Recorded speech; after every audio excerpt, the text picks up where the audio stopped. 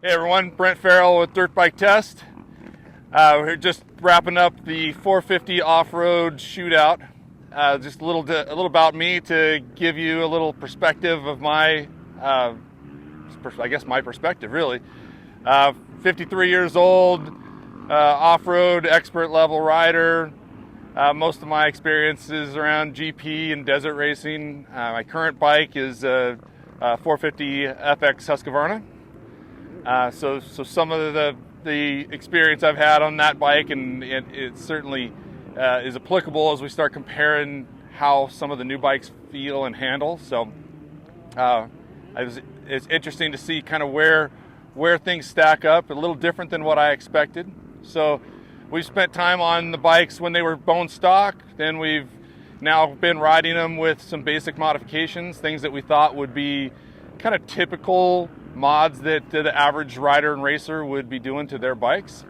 That includes, in some cases, steering stabilizers, exhaust, a couple of bikes we did triple clamps, but nothing wild and not that list is not too long.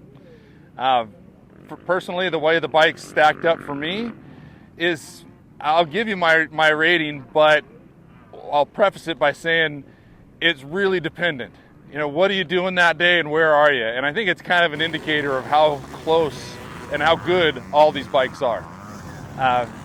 If I'm riding motocross like today here down on the track at Glen Helen, I felt definitely most comfortable on the KTM and the Kawasaki.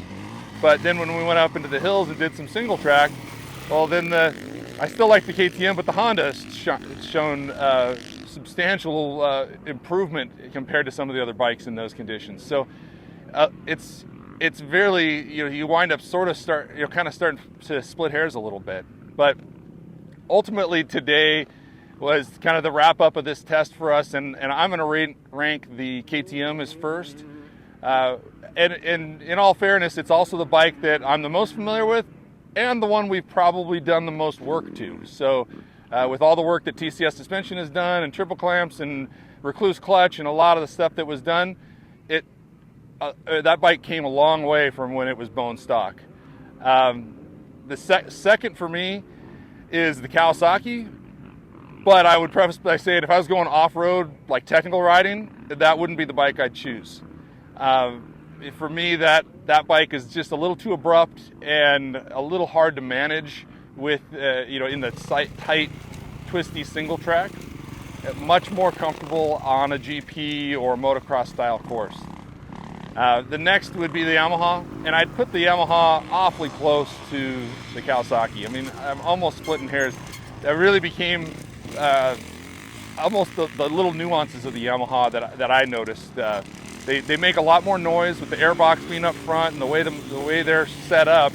You hear more things, and I know that's not really something that tells you whether the bike's good or bad. It's just different, and you notice it. When you put a desert tank on it, you get the seat has to be cut, and it hangs up on my long legs, so I didn't like that. Where some of the other bikes, especially the Kawasaki, for my height, because maybe I didn't mention, but I'm 6'5", my height, the Kawasaki definitely had the most adjustability stock without changing too many things.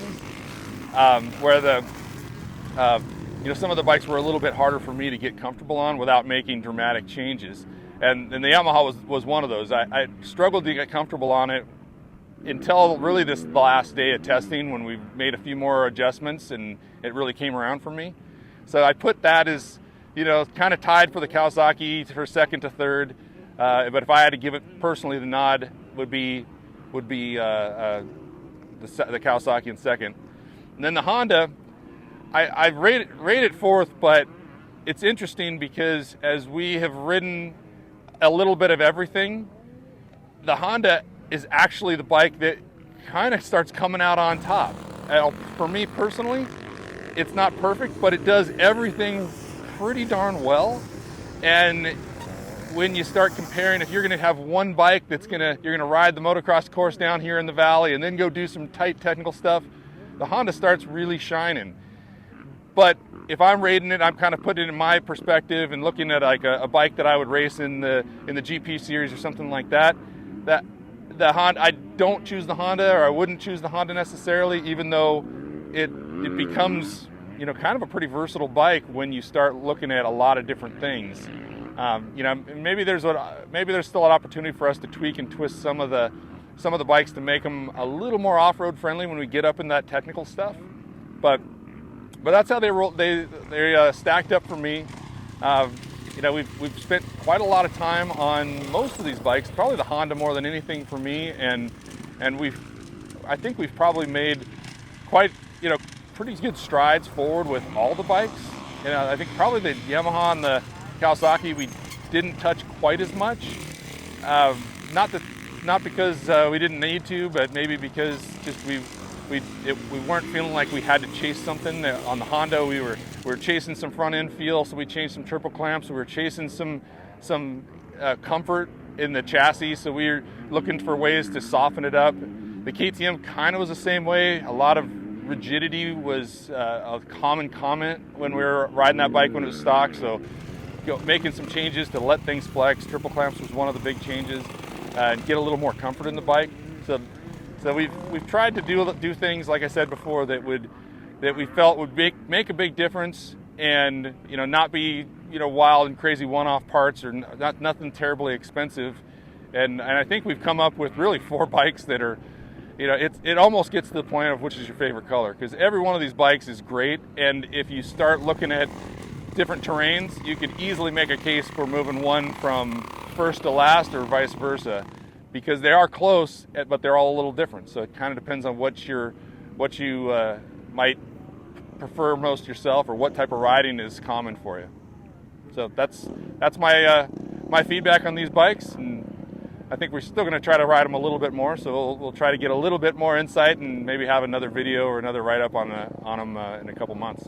For all these bikes, just to make things even, we put the Michelin Starcross 6. That's a new tire, at least new to me. I don't think I've ever ridden one, and I really came away impressed. We spent time in a variety of conditions on these tires, and at the moment we're talking, we have about 5, almost 6 hours on, well, all the tires on these bikes. All of them are being that same tire, and we've been really impressed. I think it's one of the most versatile tires that I've used. We've been today riding on the track where they worked really good. I felt like a lot of good front end grip, good traction on the back. Then when we got up into the slippery, dry ridge roads and trails up in the hills above the track here at Glen Helen, you know, that's where a tire can make or break you. It's, if you don't have something that has, you know, nothing is perfect up there, but if you don't have predictability, it's really hard to trust a tire and not find yourself either chasing the bike around, or worse yet, you know, losing traction so bad that you wind up on the ground. I actually felt like these were really predictable, and had good traction on lean angle, good traction coming out of corners and accelerating. A very predictable tire. I'm actually looking forward to spending some more time and maybe putting some of those on my personal bike. So a great tire, and definitely one to be considered. If you liked what you saw in this video, come check us out over at dirtbiketest.com on the webs. We have bike tests, product tests, a lot of fresh dirt, and you can even support us by clicking through our links. Hopefully we'll see you out in the trail.